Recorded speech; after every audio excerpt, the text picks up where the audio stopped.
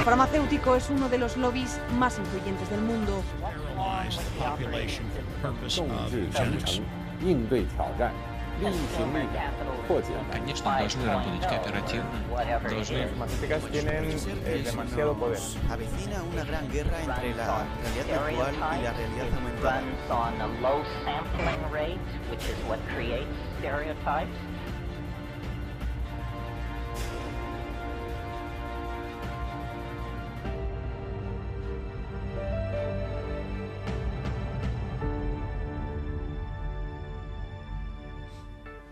Muy buenas noches, bienvenidos a esta nueva edición de Humo y Espejos. Después del gran éxito de la Rusia de Putin, el programa que les preparamos, hoy viene ¿qué hay detrás del pensamiento de Putin? Así que esperamos que sea un programón.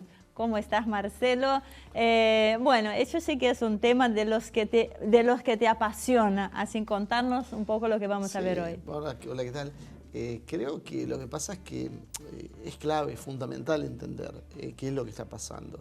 Porque no es solo un fenómeno que pasa en Rusia, está pasando también en Occidente. Vemos la aparición de Trump, Orbán en Hungría, probablemente Le Pen en Francia, el mismo Modi en la India. Hay personajes que no son difíciles de encuadrar. Y en el caso de Putin es algo especial por el poder que maneja Putin, por quién es y detrás de Putin hay toda una corriente de pensamiento, que eso es un poco lo que vamos a tratar hoy de ir dilucidando. ¿Qué es lo que significa Putin? O sea, ¿esto es un fenómeno aislado? ¿Mañana se muere Putin y se acabó Rusia y vuelve a ser lo que era? ¿O es algo más lo que hay? ¿Hay una corriente atrás de eso? Bueno, eso es lo que vamos a tratar de ver en el programa de hoy. Bien, y recién llegadito de la ciudad de Córdoba, que vino especialmente para este programa, nuestro columnista estrella, Damián Jakubowicz. Así que, Damián, ¿cómo estás? Gracias por venir especialmente para participar en este programa. Muy lindo el pañuelo ahí que sí, estamos muy contentos. Vamos a tratar de como dice Marcelo, de entrar en la cabeza de Putin y tratar de dilucidar, voy a hacer una expresión con una mala palabra, pero si realmente hoy en día Putin es, como dicen, el puto amo, como dicen los españoles. Bueno, en este programa no se admiten malas palabras. Marcela, arranquemos entonces para decirme quién es Putin. Eso es lo que vamos a ver en todo el programa, es difícil sintetizarlo así, pero yo creo que Putin es alguien que, por buscar una forma de abordarlo, ¿no? Yo creo que es alguien que viene con una idea basada mucho en el pensamiento de un filósofo, politólogo ruso que se llama Alexander Dugin. Este hombre plantea que hay una superación a los esquemas, lo voy diciendo muy cortito, muy específico, a lo que es a lo que es el liberalismo. El liberalismo para él tiene dos ramas, una por izquierda y una por derecha. Él plantea que las tres teorías políticas, fascismo, centran en el Estado, el sujeto social, el comunismo, que es en la clase, y el liberalismo en el individuo, en realidad son, como podemos decir, tres emanaciones de lo mismo. Básicamente hay que reformular algo que sea superador de todo eso. A partir de eso se busca, antes de la etapa moderna, que ellos consideran que esta etapa moderna es liberal y es lo más perjudicial que ha tenido la humanidad y que es su fin último combatirlo. Entonces hay que ir antes para buscar las fuentes que él llama Dasein. El Dasein sería ese ser histórico, nacional, propio, que cada región tiene, cada localidad, para poder combatir ese nacionalismo, recreándolo y soltándolo. Eso es quizá lo que está subyaciendo detrás de lo que está haciendo Putin. Muy bien, voy a tener que cortarte porque no me dejas más espacio. Antes de llevar al informe, muy rapidito, Damián, Putin, ¿izquierda o derecha? No, imposible. Yo creo que justamente lo que demuestra Putin a la par de lo que va demostrando, por ejemplo, el gobierno chino, es que entramos en una nueva era. Ya no hay más azules y rojos o lo que quieran poner, y Putin es un claro ejemplo. Depende cómo se lo analice, depende bajo qué matrix se lo analice, uno puede decir que Putin es de derecha y es de izquierda. Por eso el llamado, y este programa me parece que es uno de los pioneros en eso, es empezar a buscar otras maneras, otros paradigmas para poder analizar los sistemas políticos. Muy bien, ahora sí, los invito a ver la primera parte del informe sobre lo que hay detrás del pensamiento de Putin que les preparamos.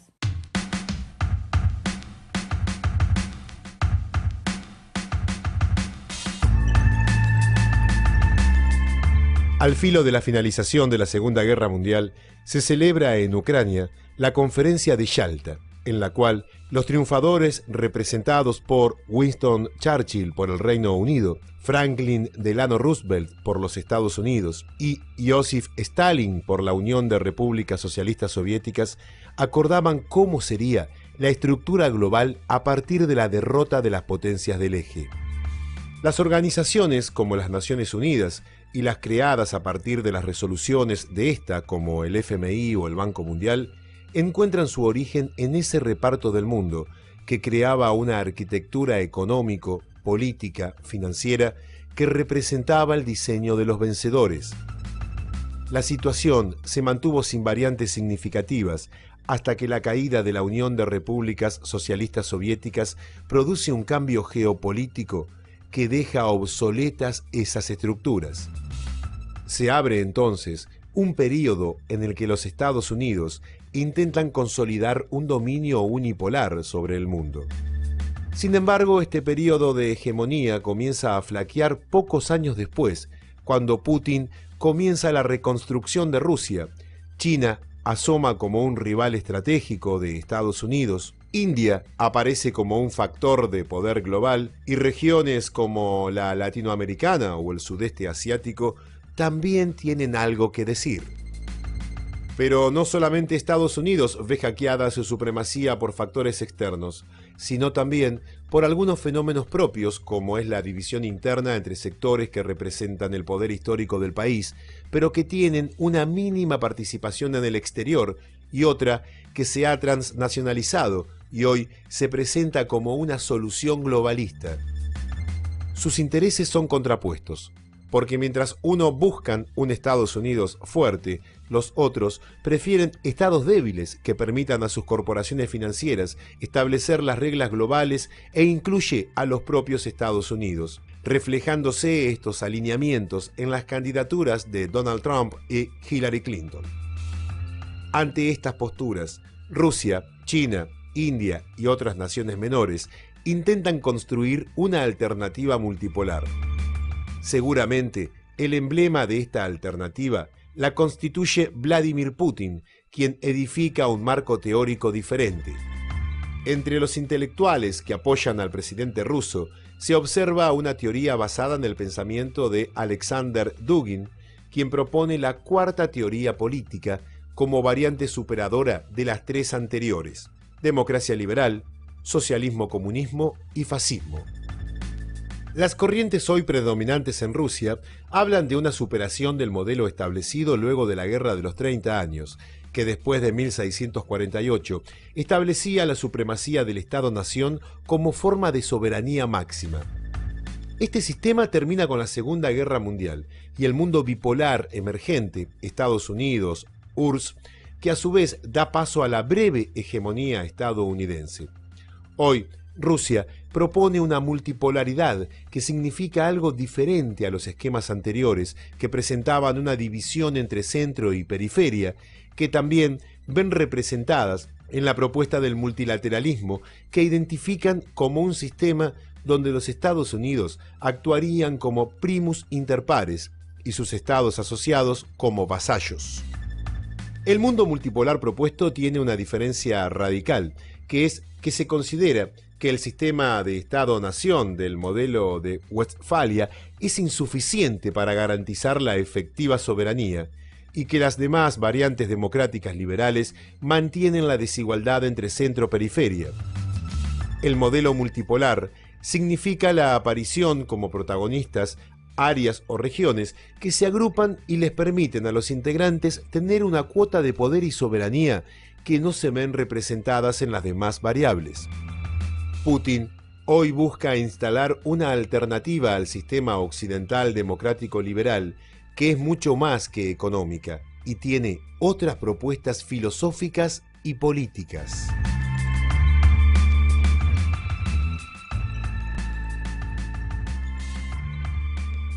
Marcelo, ¿comprender a Putin significa comprender a Rusia o entender a Rusia? Sí, o sea, yo creo que claramente es precisamente lo que hablaba de Dugin, lo que explica es eso. Uno de los problemas que tiene Occidente es que no intenta entender, impone.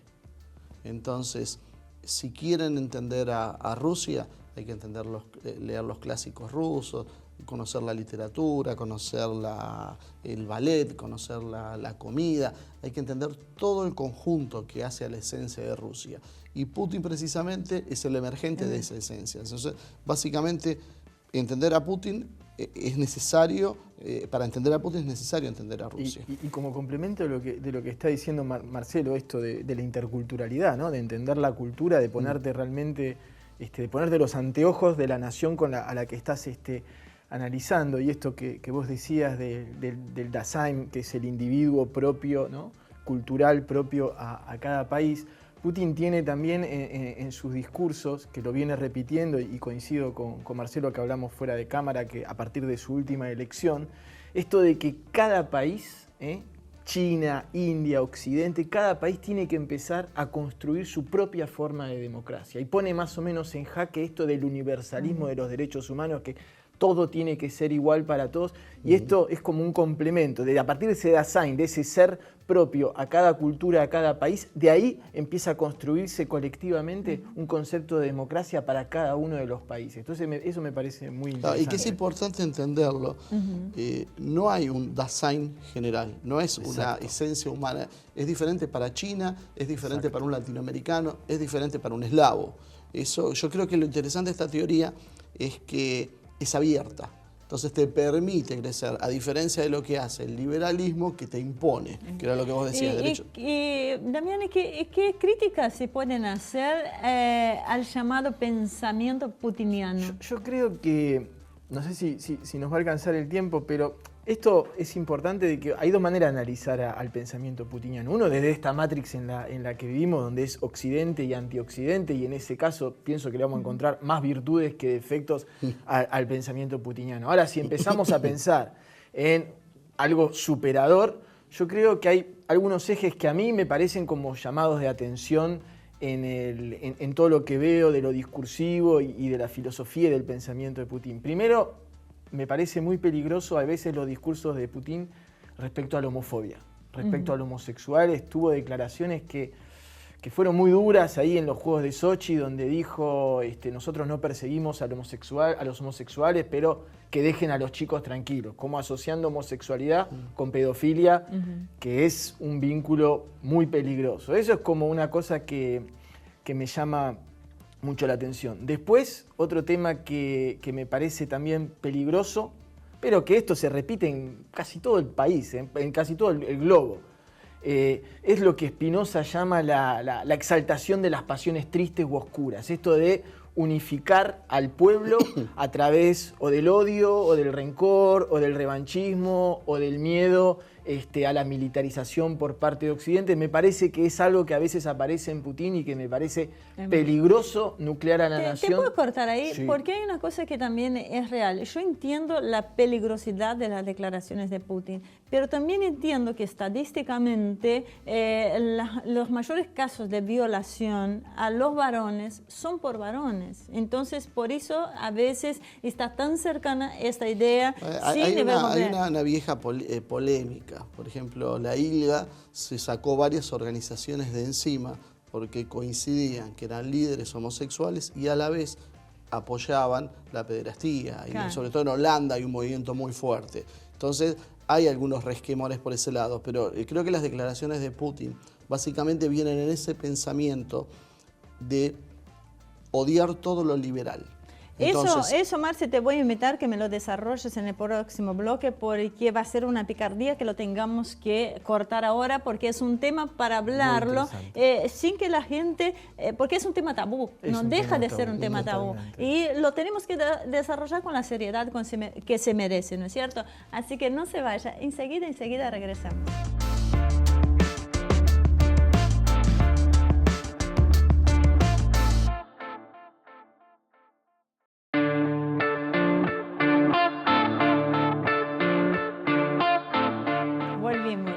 lo que hay detrás del pensamiento de Putin. Y con esto también vale las declaraciones que hace, que van siempre con su personalidad, ¿no? Con su personaje, cómo encararlo, porque son muy fuertes. Cada cosa que dicen tiene una connotación. También hay que tener en cuenta esto que hablábamos también fuera de cámara. Hay que tener en cuenta también la infancia de Putin, porque, como bien decís, al personaje que es Putin, lo hace tanto como a todos. Sí, Nos sí, hace sí. tanto nuestros conocimientos intelectuales que vamos absorbiendo, como nuestras vivencias.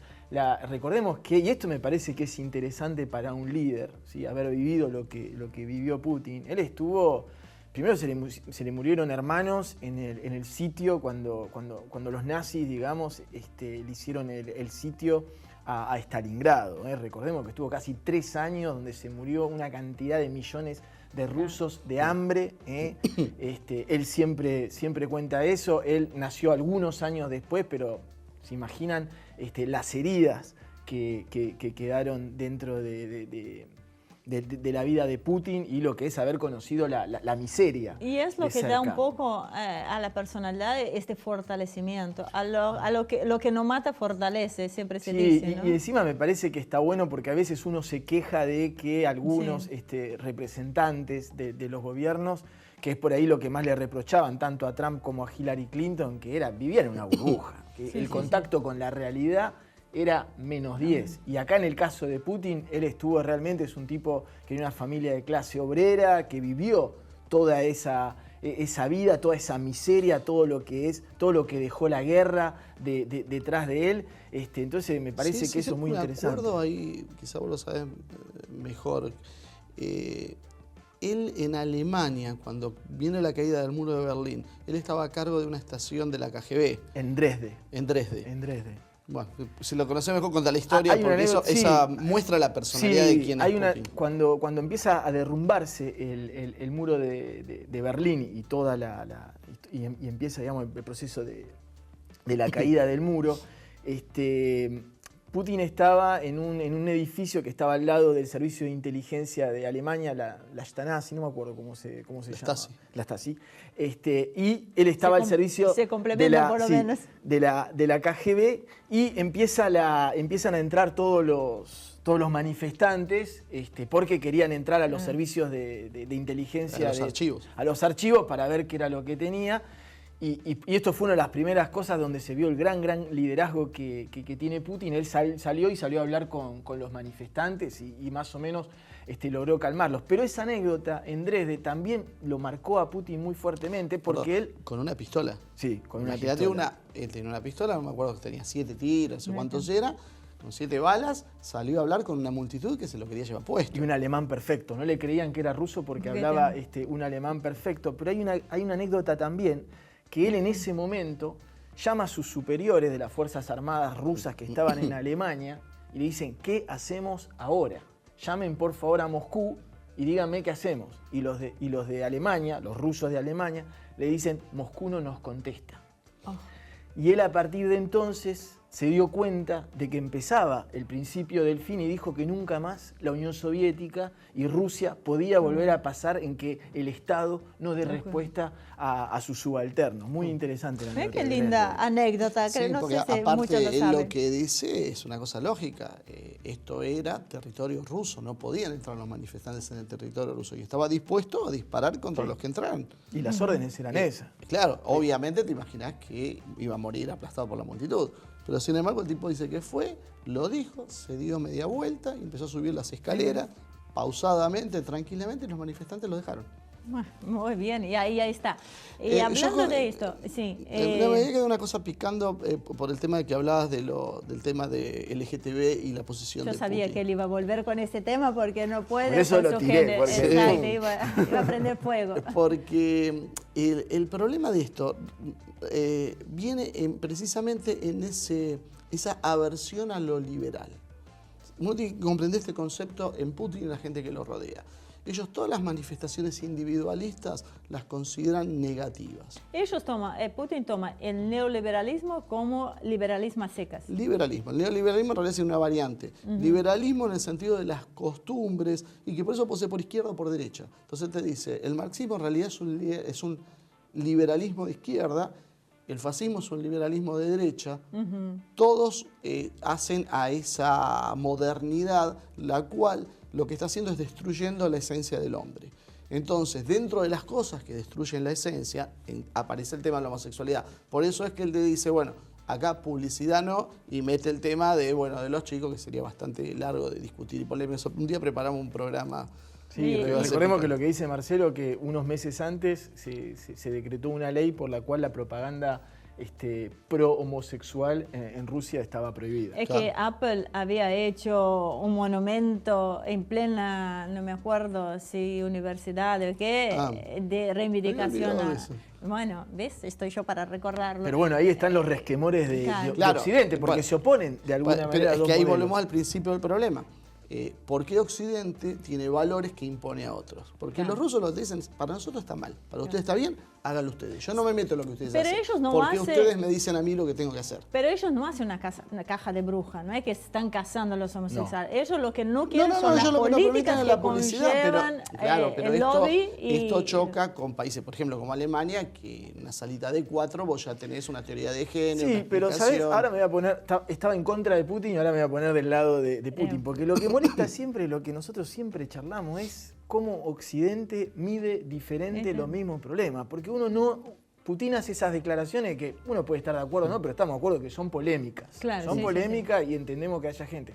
Pero no escucha la misma pasión de Occidente en Arabia Saudita, donde ojalá ese fuese el problema. Son problemas, los homosexuales, ni hablar, ni hablemos de las mujeres, que es algo mucho más básico. Y uno no escucha, lo mismo, le critican a Putin ahora que va por un cuarto mandato. ¿Ustedes escucharon a alguien que se queja de que Merkel va por su cuarto mandato?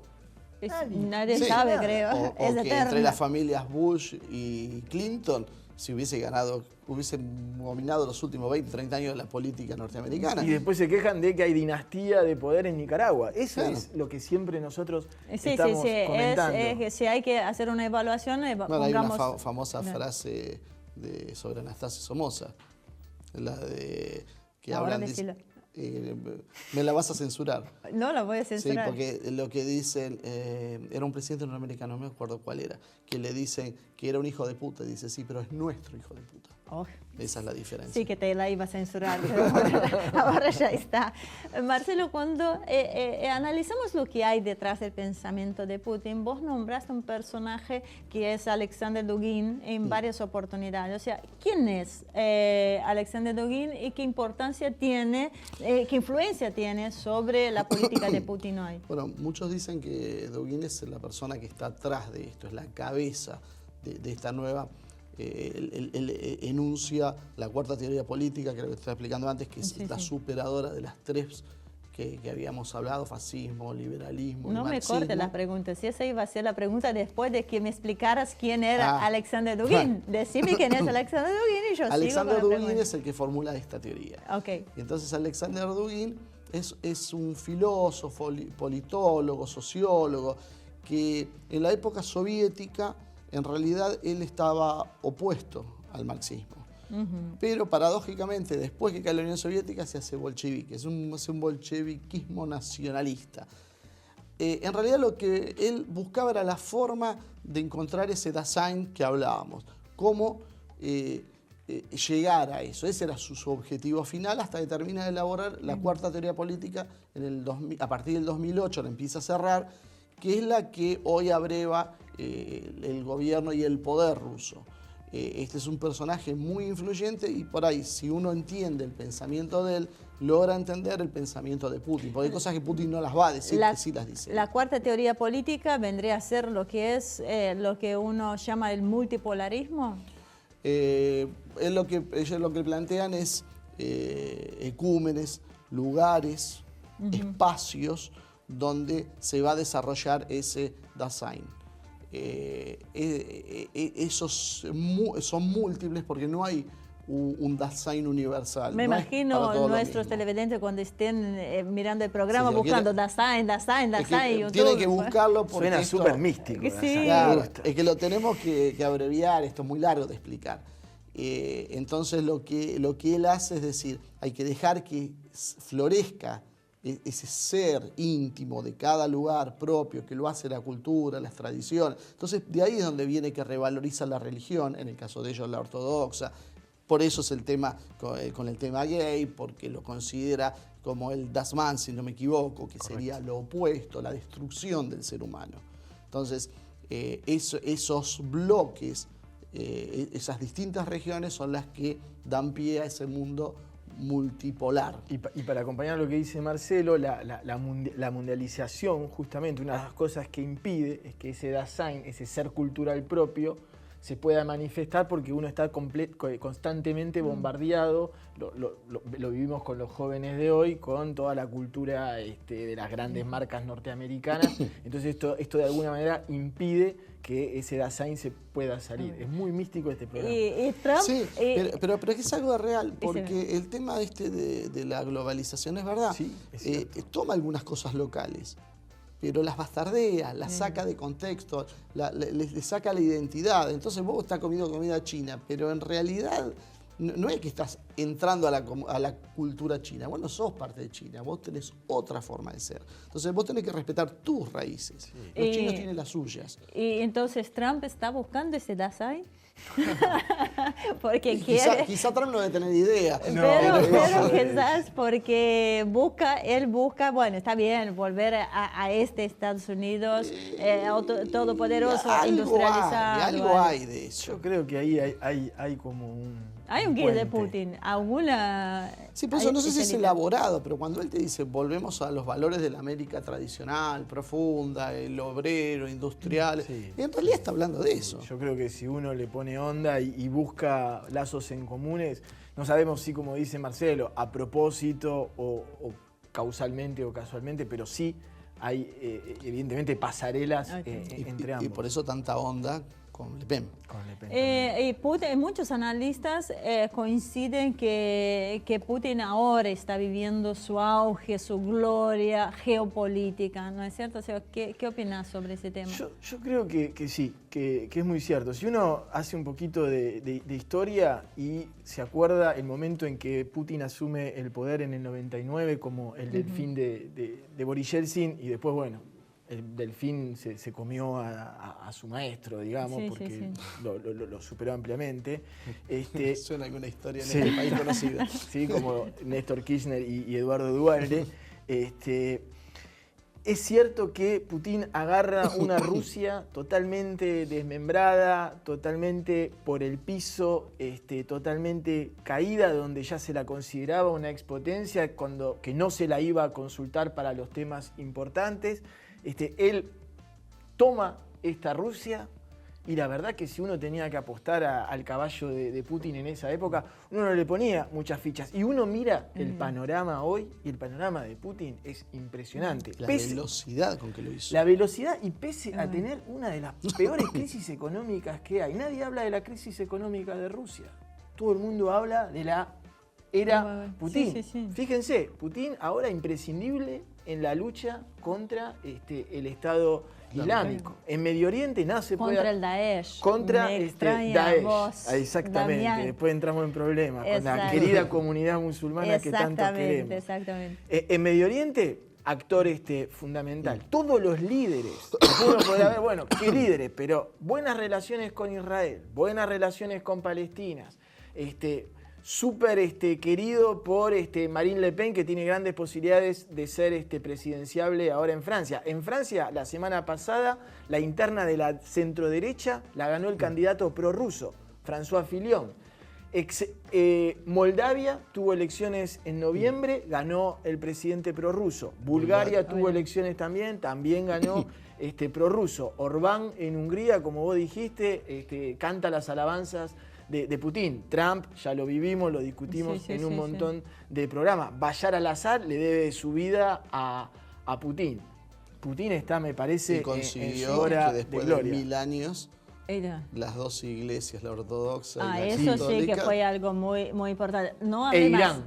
Hay que decir que Irán también le debe la vida a Putin. Lo cual, cuando empezamos a sumar todo lo que juntó, es impresionante. Tiene linda banda, como dice. Bueno, todos van a tener que perdonarte por esta bronquitis que tenés hace 2 semanas, que nos estás volviendo locos con la tos, pero bueno, seguiremos en el próximo bloque charlando. Así que no se vayan, enseguida volvemos.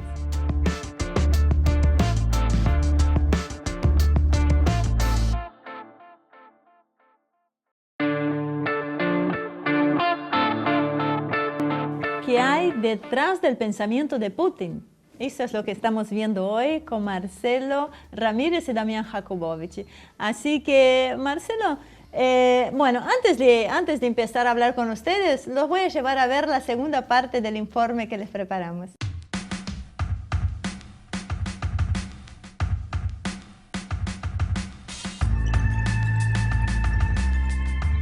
La política que está detrás del tono en Rusia cree que estamos entrando en una fase apolar, una etapa en la que el liderazgo de Estados Unidos caerá inevitablemente, pero no será reemplazado por otras naciones, porque ninguna es lo suficientemente fuerte.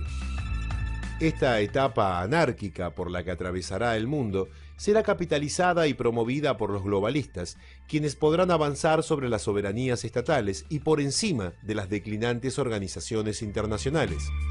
Estos teóricos rusos critican la visión centrista que tienen los países occidentales, que se sienten con el deber y el derecho de imponer sus patrones culturales al resto de las naciones.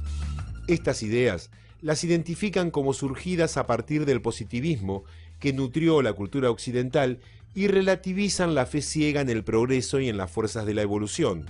Reconocen, a pesar de sus diferencias, al marxismo histórico como peligroso para el sistema, pero no así a las corrientes actuales que califican como neomarxistas y que equiparan al neoliberalismo, conteniendo por izquierda y derecha al propio sistema. Las razones por las cuales establecen que el neomarxismo es una parte del mismo sistema que creen combatir se basan en que han abandonado a un plano teórico cada vez más lejano a la lucha clásica por la propiedad de los medios de producción y canalizan la rebeldía a través de la creación de ideas fetiche como liberar, igualar, democratizar o desigualdad, con contenidos psicológicos más que prácticos. Esta válvula de escape, que alivia la presión sobre el sistema capitalista liberal, se forma a partir de un discurso hueco, contradictorio, sentimental y vulgar, propio de un hombre entendido como sujeto individual y no colectivo. Estas ideas son compartidas, según indican los pensadores rusos, con los neoliberales, quienes imponen la agenda y los financian con organizaciones como la Open Society de Soros, las fundaciones Gates, Rockefeller, Rothschild y las grandes corporaciones como Microsoft, Google, Apple, Citibank, entre otras.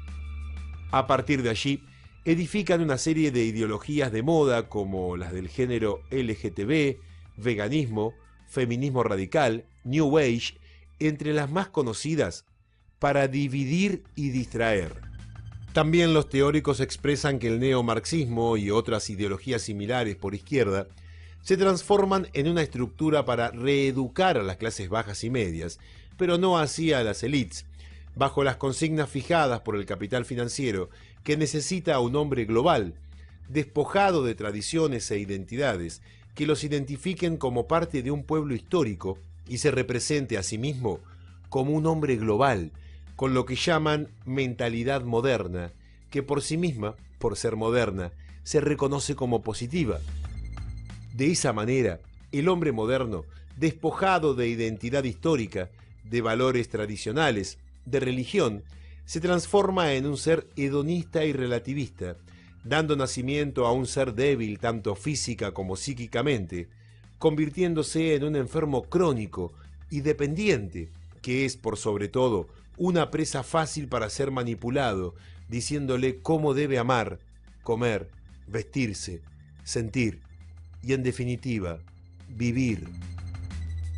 La fijación de estas ideas se realiza mediante campañas donde Hollywood, como símbolo a través de múltiples fuentes, donde la construcción de un lenguaje que refleje los nuevos patrones culturales resulta indispensable. El choque entre Occidente y Rusia es profundo. Putin comienza a encontrar aliados en su propuesta. Aquellos que se sienten en peligro o a disgusto con el sistema capitalista liberal lo ven como una esperanza para torcer el destino.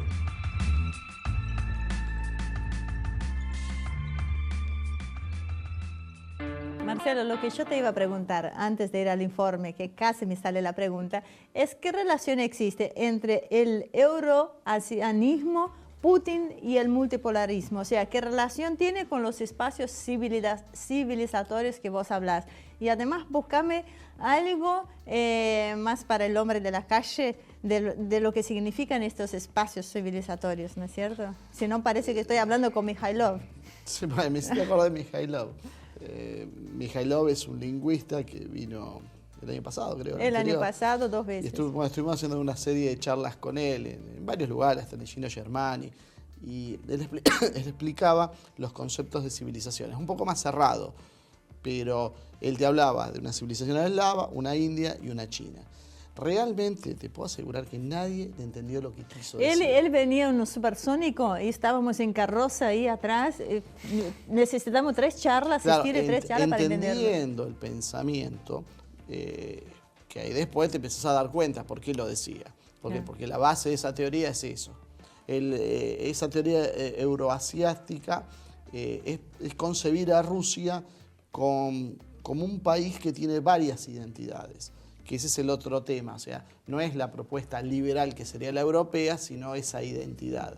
Entonces, ¿qué era que me habías preguntado? Exactamente, o sea, ¿qué relación tiene estos espacios civilizatorios como la relación Putin y el multilateralismo? Precisamente ellos construyen ese espacio civilizatorio a partir de una civilización eslava y en lo que concierne al multilateralismo, multipolarismo, es un poco lo que te explicaba antes. O sea, esos mismos espacios crecen en otras partes del mundo.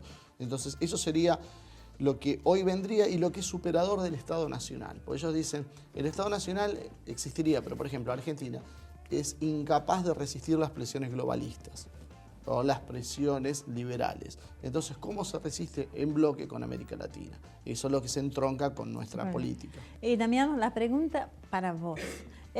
¿Cómo explica Putin el origen del mal que vivimos en este principio del siglo XXI? Te falta la doctora Alejandra Suárez acá, a mi mujer. Y hacemos aquel programa. Lo que hace para no dormir afuera. Obvio. Hubo unas últimas declaraciones, estuve viendo ahí unos discursos de Putin en Sochi este año, en octubre del 2016, y tiene, como vos decís, una teoría muy interesante que me pareció súper correcta y compartirla. Él dice que cuando se produce la caída del bloque soviético y pasamos del mundo bipolar al mundo unipolar, Occidente, ¿no? Europa, pongámosle más Estados Unidos, tenía una oportunidad única de mostrarle al mundo cómo se reconstruía a partir de los vencedores. Y él lo que dice que ¿qué fue lo que mostró Occidente al mundo? Que a los vencidos, a los débiles, que era Rusia en ese caso, que queda totalmente debilitada, no se le da la mano y se los levanta, sino que ¡pum!, se los pisa más, no se respeta los pactos de no influenciar los países a los cuales pertenecía los distintos países que integraban la Unión Soviética, se les roba la influencia hacia Occidente, se los militariza. Entonces él dice que ahí el origen del mal, de gran parte del mal que nosotros estamos viviendo, es cómo Occidente no aprovechó la oportunidad que tenía de dar el ejemplo, ¿sí? Y que lo que quiso, y esto se lo dice la mayoría, así como se cometió el error con Alemania después de la Primera Guerra Mundial, de al vencido destrozarlo, en vez de darle la oportunidad y mostrarle con el ejemplo, con Rusia se hizo lo mismo. Entonces se hizo leña del árbol caído. Entonces lo que dice Putin, más o menos, digamos, estoy resumiendo grosso modo el pensamiento, es que lo que le enseñó Occidente es a pegar primero antes que te peguen, anexo Crimea. Y esto es muy interesante en el pensamiento de Putin, porque él, que vivió la era multipolar y que en el 99, ustedes ven los videos de Putin entrando al Kremlin, que le quedaba grande el traje y parecía un chichipío ahí pidiendo permiso, y uno lo ve ahora. Es que es como dice Marcelo, hubo un proceso en el medio en donde Rusia y Putin dejaron simultáneamente de ser el invitadito ahí que tenía que pedir permiso, y ahora es como que todo el mundo se fue abre agrandando, no solo físicamente, sino como que su energía, o sea, llega la energía y después llega Putin atrás, digamos. Yo creo que hoy en día debe haber pocos personajes que hoy en día reúnan todo esto que venimos diciendo a nivel de liderazgo. Por más que la gente, es como decíamos cuando hablábamos de Chávez en América Latina, por más que la gente puede estar a favor, puede estar en contra, sobran argumentos de los dos lados, pero es indiscutible el liderazgo. Si hoy hay un hombre político en el mundo, hoy me parece que es Putin. Mira, para ver también el pensamiento sobre el mal, y volviendo al tema de Dugin, considerando que es un tipo que tiene influencia sobre Putin, Dugin plantea que estamos viviendo en un mundo luciferino. Es decir, ¿cómo una cosa tan mística? Porque el tipo, lo que él dice es, Lucifer era el ángel más bello de la creación, y por una actitud egoísta e individual se levanta contra Dios y lo desafía. Eso es lo que está construyendo Occidente. Ese individualismo, ese egoísmo y ese desafío a Dios. Claro. Entonces ahí es donde volvemos al tema que decía antes de las conexiones con las conductas liberales. ¿Por qué ellos lo ven tan mal? Porque eso es diferente. Entonces él lo plantea en términos políticos. Dice, no es que sea el gobierno del anticristo en términos teológicos, pero sí en términos políticos. Es todo lo opuesto a lo que debería hacer el cristianismo. Claro, y en ese momento, después de la caída del bloque, Occidente, que tenía todo el aparato para hacer lo que quería, en vez de construir una economía y una mundialización... Una economía con el centro del hombre. Sí, con una economía con el centro del hombre y una mundialización para todos, ¿sí? Y para todas, ya que estamos, lo que hizo, ¿sí?, fue hacer una economía y una mundialización a imagen de lo que necesitaba Occidente. Entonces él dice, ahí está uno de los grandes orígenes del mal. Ahora que no nos vengan a decir que nosotros venimos con ánimo de revancha, porque cuando ellos tuvieron la oportunidad de mostrar el ejemplo, qué se hace con los vencidos, lo único que le dijeron es esto, la lección es esta, pegá antes que te pegue. Por eso yo siempre digo que, ojo, con Putin y con Rusia no hay un problema en Occidente liviano, no es un problema solo de control de espacios territoriales, de moneda o de negocio. Claro, no es un tema económico. No, pero además hay algo mucho más profundo que es esto, es esta sensación de que Occidente es el mal. Es el mal porque la economía está para servir a la propia economía, no está para que la humanidad pueda vivir mejor, para vivir en otras condiciones. No pones la economía al servicio del hombre, sino el hombre al servicio de la economía. Eso es lo que hace Occidente. Entonces, eso es lo que hay que combatir desde el punto de vista de Putin. Así que los que creen que esto se termina porque es un tema de negocios y que van a arreglar, creo que no están viendo lo que hay detrás de esto. Hay realmente un choque profundo de culturas, y los rusos lo dicen claramente, nosotros no vamos a aceptar que nos pasen por arriba, o sea, Occidente no puede venir a imponernos sus valores a nosotros. Sí, y otra por cosa eso, que es que me hicieron callar, o sea, imagínate cómo se da la circunstancia de este programa hecho acá, este mismo programa realizado en Córdoba, a los pies de una montaña, deliramos más o menos, pero tiene fuentes, todo lo que han dicho pueden averiguar que tiene fuentes. Que pregunten en el Facebook de Asia TV, que nosotros contestamos. Yo creo que una cosa también que favorece mucho también este auge geopolítico que vive Putin, es que esto que decía Marcelo, Rusia es gigante. Rusia no es que Rusia no reconoce que no tiene nada europeo, no es que a Rusia no le interesan las relaciones con Europa, pero también Rusia es Asia. Y yo creo que el Brexit, que esto no lo charlamos, la salida del delfín de Estados Unidos en Europa, tal vez abre una nueva posibilidad de acercamiento entre Europa y Rusia. Lo que sí va a tener que pasar es que Occidente va a tener que salir de este narcisismo de la historia la hacemos nosotros. Claro. Nosotros la hacemos, nosotros decimos que está bien y que está mal, y ustedes hacen lo que nosotros queremos. El problema es que va a pasar con Trump. Si Trump va a ser capaz de hacer la mitad de lo que dijo, olvidémonos de las anécdotas, el tema de los inmigrantes, hablamos de los temas profundos, salir de la OTAN, salir de los pactos como ya anunció, eso parecería que lo va a hacer. Pero después hay otros pasos que yo no estoy tan seguro si va a poder. Vamos a ver cuando arme el gabinete, si realmente, ya tiró una señal que es media preocupante, porque él había dicho que iba a enjuiciar a Hillary y ahora salió a decir que no. Según las malas lenguas, la Chelsea Clinton negoció con Ivanka, creo que negociaron eso. Bueno, vamos a tener que dejar acá el programa, la verdad. Ya estamos en tiempo. No, ya estamos pasados de tiempo. ¿Cuándo no estamos pasados de tiempo en este programa? Así que, Damián, un gustazo verte acá nuevamente. Bueno, ojalá pronto nos podamos encontrar. Y Marcelo, bueno, siempre es muy grata tu compañía las 24 horas del día. Dentro del programa aún más, porque me siento muy a gusto hablando con ustedes y bueno, y pudiendo desarrollar ese tema que no hay espacios en otros lados. Así que nos vemos pronto. A vos te veo la semana que viene. Y a ustedes, muchísimas gracias por acompañarnos. Esperamos que les haya gustado, pero esperemos que compartan con sus amigos si les gustaron este programa. Así que nos vemos la semana que viene con más una edición de Humo y Espejos.